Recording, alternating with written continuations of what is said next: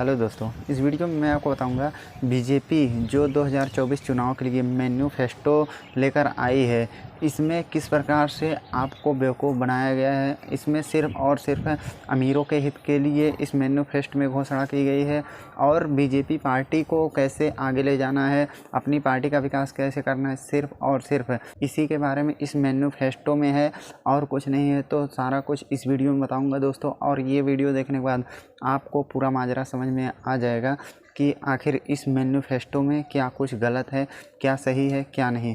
तो दोस्तों चलिए शुरू करते हैं। तो दोस्तों बीजेपी के मैन्युफेस्टो में एक चीज़ है यूसीसी, यानी कि बीजेपी अगर जीत गई तो यूसीसी यूनिफॉर्म सिविल कोड इस कानून को लागू करेगी और इस कानून को लागू कर देने से लोगों को समान अधिकार मिलेगा, यानी कि किसी में भी भेदभाव नहीं होगा। यानी अगर इस चीज़ को इन्होंने लागू कर दिया तो जाहिर सी बात है यह धीरे धीरे जो मतलब SC ST OBC इन सब वर्ग के लोगों का आरक्षण धीरे धीरे ख़त्म कर दिया जाएगा। और बीजेपी ये पहले ही बोल चुकी है कि अगर वह चुनाव जीतेगी तो फिर संविधान को पूरी तरह से बदलने की कोशिश करेगी। अब देखिए दूसरा चीज़ जो इनके मैन्युफेस्टो में है, देखिए एक है one nation one election. One nation one election के पीछे सिर्फ़ और सिर्फ बीजेपी पार्टी खुद के हित के बारे में इसको लागू करना चाहती है और इसको लागू करने से दोस्तों घाटा भी बहुत है, फ़ायदा कुछ भी नहीं है। तो फ़ायदा क्या है, सिर्फ़ और सिर्फ बीजेपी का है। मैं इसके बारे में आपको बताता हूँ। देखिए आज़ादी के बाद से जो है वन नेशन वन इलेक्शन की पॉलिसी लागू थी, लेकिन कई राज्यों में ऐसा हुआ कि धीरे धीरे सरकारें भंग होने लगी तो फिर से चुनाव करवाना पड़ा। तो इससे लगभग सभी राज्यों में चुनाव जो है आगे पीछे हो गए। बाकी किसी की मर्ज़ी से ये नहीं हुआ कि आगे पीछे चुनाव हो जाए। अब बीजेपी इस चीज़ को लागू करना चाहती है। वो ये हवाला देती है कि इससे लोगों का समय बचेगा और चुनाव पर होने वाला खर्चा कम होगा। तो खर्चा तो आपके ही ऊपर है, खर्चा आप कम करिए ना। आप मीडिया को ख़रीदते हैं पैसा देके, आप विज्ञापन छपवाते हैं तो इसमें पैसा लगता है। अगर इतने ही समझदार हैं तो आप खुद ही प्रचार ना कीजिए ना। तो ये भी इनकी पार्टी के हित के लिए है। एक चीज़ और वन नेशन वन इलेक्शन को लागू करने के पीछे इनकी सोच है। एक सोच ये है कि जैसे कि देखिए हमारे देश में राज्य के और केंद्र के चुनाव अलग अलग होते हैं। तो बीजेपी को पता है केंद्र में तो देश की जनता उसे देखना चाहती है, लेकिन राज्य में जो है एक एक राज्य में धीरे धीरे उसकी सरकार जो है जा रही है। तो जैसे जैसे राज्य में सरकार कमज़ोर होगी तो जाहिर सी बात है केंद्र से सत्ता हटने का डर रहेगा।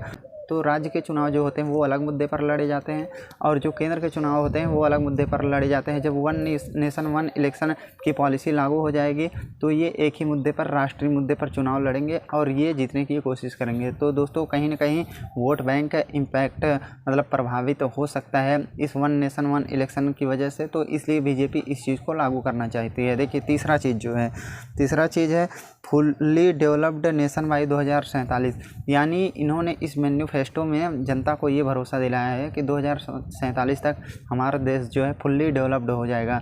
10 सालों में भी बहुत कुछ वादे किए थे कि ये हो जाएगा, मगर हुआ कुछ नहीं। उल्टा से लोगों के ऊपर हिंदू मुस्लिम का मतलब कि धर्म का नशा ऐसा सवार हो गया है और मीडिया इस चीज़ में इनका सहयोग कर रही है। इनको हिंदू मुस्लिम के अलावा कुछ नहीं दिखाई देता है, ठीक है।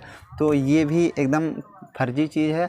ये 2047 तक यानी विकास करने में नाकामयाब भी रहें तो आप कुछ बोले ना, क्योंकि आपको लगे कि 2047 तक इन्होंने टाइम दिया है तो हो सकता है विकास हो ही जाए, ठीक है। लेकिन तब तक आप में हिंदू मुस्लिम का जो है नशा ये कुछ ज़्यादा ही हो जाएगा। मीडिया द्वारा आपके मन में बहुत ज़्यादा जहर घोल दिया जाएगा। तो ये हो गया तीसरी चीज़ जो एकदम फर्जी है, जो एकदम बेकार है, सिर्फ पार्टी के हित के लिए ये चीज़ है। देखिए जो चौथा चीज़ है इम्प्लीमेंट ऑफ CAA मतलब कि सिटीजन अमेंडमेंट एक्ट। इसको लागू करने से ये होगा कि जो मतलब बाहर से लोग आए हैं वो भी हमारे देश में जो है उनको नागरिकता मिल जाएगी। तो हमारे देश में ऑलरेडी इतनी बेरोज़गारी है, इतनी जनसंख्या है, तो कहाँ से आप बाहर के लोगों को लाएंगे तो उनको रोज़गार देंगे।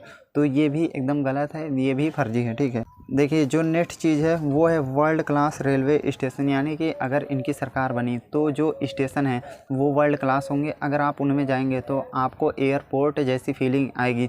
तो एक चीज़ ये भी नोटिस करिए कि वो जो है रेलवे स्टेशन तब तक प्राइवेट ये कर देंगे और वो किसी निजी हाथ में चली जाएगी। तो निजी हाथ में जब चली जाएगी तो जाहिर सी बात है किराया ज़्यादा होगा, हर चीज़ महंगी होगी, तो रोज़गार नहीं रहेगा। तो इस चीज़ को वर्ल्ड क्लास करने से कोई भी मतलब नहीं है, ठीक है। ये भी अमीरों को फ़ायदा पहुंचाने वाली ये घोषणा है, ठीक है। नेक्स्ट जो चीज़ है वो है वंदे स्लीपर ट्रेन। ट्रेन। तो वंदे भारत जो इन्होंने चलाई है, तो वंदे भारत में ये है कि सारे कोच जो होते हैं वो एसी होते हैं और उनका किराया बहुत ज़्यादा होता है। मिडिल क्लास फैमिली से जो थोड़ा ऊपर हैं वो तो इसको अफोर्ड कर सकते हैं, बाकी कोई इसको अफोर्ड नहीं कर सकता है। इसलिए ये अब इसमें स्लीपर वाला जो है कोच लाएंगे, तो इसमें जो है टिकट थोड़ा सस्ता होगा। तो जो मिडिल क्लास फैमिली के लोग हैं, जो गरीब लोग हैं, उसमें सफ़र कर सकते हैं। तो अगर इतना ही पैसा होगा तो वो जो दूसरी ट्रेन होती है सुपर फास्ट, उसमें टिकट करवा लेंगे। तो अभी तो उसमें का भी पैसा नहीं रहता, तो फिर वंदे भारत का इतना महंगा टिकट कौन लेगा। तो चलिए नेक्स्ट जो चीज़ है दोस्तों, super app for all railway services. तो super app for all railway services, इससे क्या मतलब गरीबों का फ़ायदा है? जीरो, कुछ भी नहीं। तो जाहिर सी बात है कि ये आपकी प्रॉब्लम है। अगर रेलवे में जो है इतना ज़्यादा एक्सीडेंट हो रहा है, रेल दुर्घटनाएँ हो रही हैं, तो आप इसको सही कीजिए। ये नहीं, इसमें गरीबों के लिए कोई भी बात नहीं है। ये आपको सुधार करने की ज़रूरत है, ये आपके सरकार की नाकामयाबी है, ठीक है। जो नेक्स्ट चीज़ है, होस्टिंग ओलंपिक इन 2036। तो ये ज़बरदस्ती थोड़ी जो है ओलंपिक अपने देश में करवाएंगे। ये मेज़बानी हर साल कोई ना कोई देश करता है, तो ये 2036 में हमारे देश की बारी है तो वो हो जाएगा। इसमें कोई सरकार की उपलब्धि नहीं है। वैसे भी जो ओलंपिक करवाता है तो उसमें उस देश का फ़ायदा होता है ब्रांडिंग के ज़रिए, तो इसमें भी कोई बहुत बड़ी बात नहीं है, ठीक है।